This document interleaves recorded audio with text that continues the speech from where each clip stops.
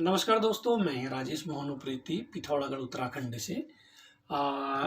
चीन के विषय में हम पहले वीडियो में कुछ वार्ता कर चुके हैं और पहले वीडियो में हमने चीन के प्रमुख राजवंशों के बारे में कुछ जानकारी प्राप्त की थी। चीन का ये दूसरा पार्ट हमारा है। जैसा कि बोर्ड में आप देखें, चीन के प्रमुख राजवंश हमने पहले वीडियो में बताए थे। अब हम आगे बढ़ेंगे उसी क्रम में। चीन में बौद्ध धर्म स्वीकार करने वाला प्रथम सम्राट जो था उसका नाम था मिंगटी, जिसने बौद्ध धर्म को स्वीकार किया और चीन में बौद्ध धर्म का प्रचार और प्रसार भी किया। मिंगटी एक ऐसा राजा था चीन में जिसने अपने पूरे राज्य में, पूरे देश में बौद्ध धर्म का प्रचार और प्रसार किया और उसके जो भी शिक्षाएं थी उसको पूर्ण रूप से आत्मसात करने वाला मिंगटी ही राजा था चीन का। इसी क्रम में हम आगे बढ़ेंगे। जैसा बोर्ड में आप देखें कि चीन के जो प्रमुख धर्म थे, ताओ धर्म और दूसरा कन्फ्यूशियस धर्म था। उस समय चीन के प्रमुख दार्शनिक उस वक्त कौन कौन से थे?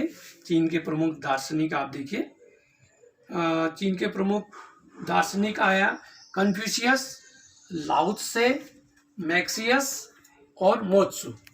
ये जो है उस समय प्रमुख दार्शनिक थे। दोस्तों, चीन क्यों इतना महत्वपूर्ण देश है? चीन के जो आविष्कार थे, जो उसका विज्ञान की जो टेक्नोलॉजी थी, उसको चीन को महान बनाया। अब हम आते हैं चीन के महत्वपूर्ण आविष्कारों पे। अब आप बोर्ड में एक बार देखें चीन के आविष्कार। नंबर 1 आता है कागज का आविष्कार। नंबर 2 आता है छापा खाने का आविष्कार। नंबर 3 जो है बारूद का आविष्कार। चीन इतनी टेक्नोलॉजी हाई उसने बना दी थी कि बारूद का आविष्कार कर दिया था और युद्ध में बारूद ने युद्ध नीति ही पूरी संसार की बदल दी थी। चीन का एक नया आविष्कार ये भी था कि लोक सेवा आयोग की परीक्षाएं, प्रतियोगिताएं, परीक्षाएं कराना, ये चीन की ही देन है। और हान वंश काल में यह सब हुआ था। इसी के आगे क्रम में चाय का जो आविष्कार था वो भी हान वंश काल में ही हुआ था। और ताश के पत्तों और रेशम का आविष्कार ये भी चीन की देन है। दिशा सूचक यंत्र, कुतुबनुमा, जो समुद्र की दिशाओं का ज्ञान जो प्राप्त करते हैं, वो भी चीन का ही आविष्कार है। पंचक्की, जल घड़ी, ये भी चीन की आविष्कार है। आगे क्रम में हम बताएं आपको कपड़े में लिखने का आविष्कार, कपड़े में सुंदर ढंग से लिखने का आविष्कार भी चीन ने ही किया था। भूकंप प्रणाली का अनुमान लगाने का आविष्कार भी चीन की सभ्यता का देन है। इसी क्रम में हम चीन के जो हमने दार्शनिक बताए थे वो हम आपको बताया। नंबर 1 कन्फ्यूशियस, लाओ त्से, मैक्सियस, मोत्सु, ये वहां के प्रमुख दार्शनिक थे। कन्फ्यूशियस जो धर्म था, जो प्रमुख जो आपका जो वहां के, आप एक बार बोर्ड देखिए, ये आविष्कार हमारे हो गए हैं। चीन का जो यंत्र थे वो भी हो गए हैं। अब हम आते हैं चीन की सामाजिक विभाजन।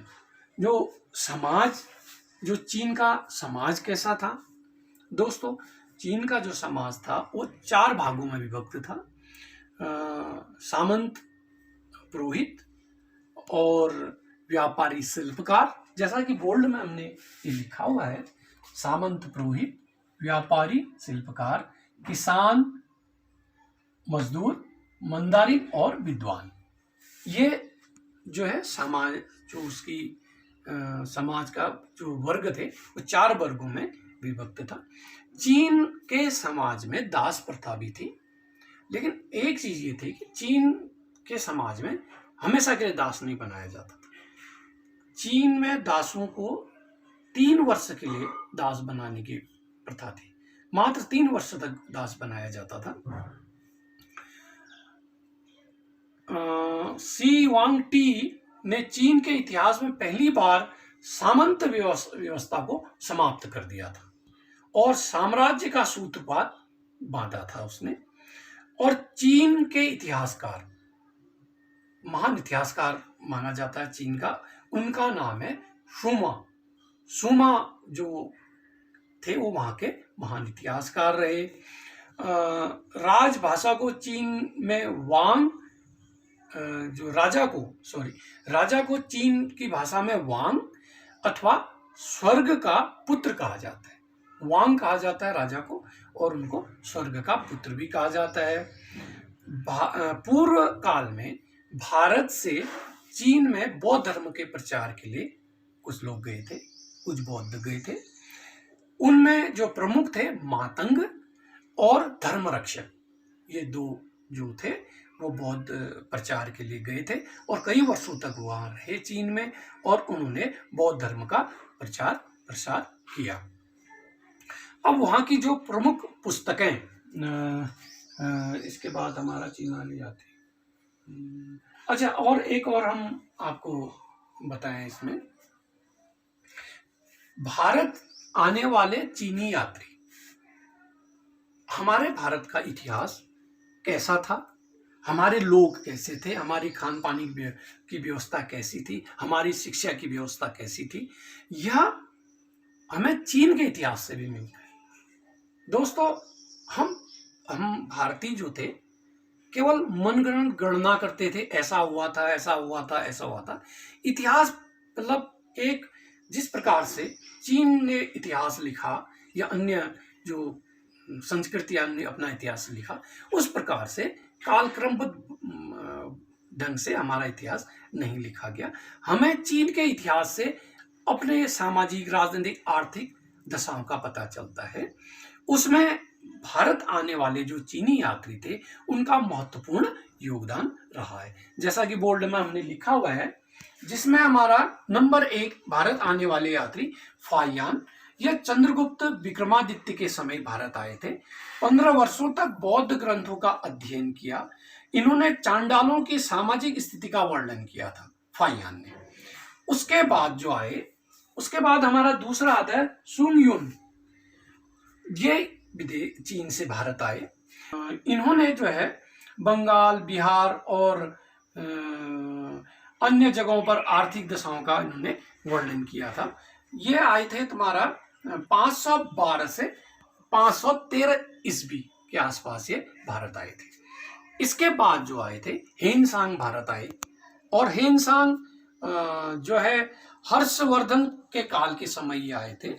ये आए से लगभग 629 से 643 ईस्वी, 13 वर्षों तक ये भारत में इन्होंने निवास किया। नालंदा विश्वविद्यालय में इन्होंने अध्ययन किया था। इनके द्वारा CU की पुस्तक लिखी गई।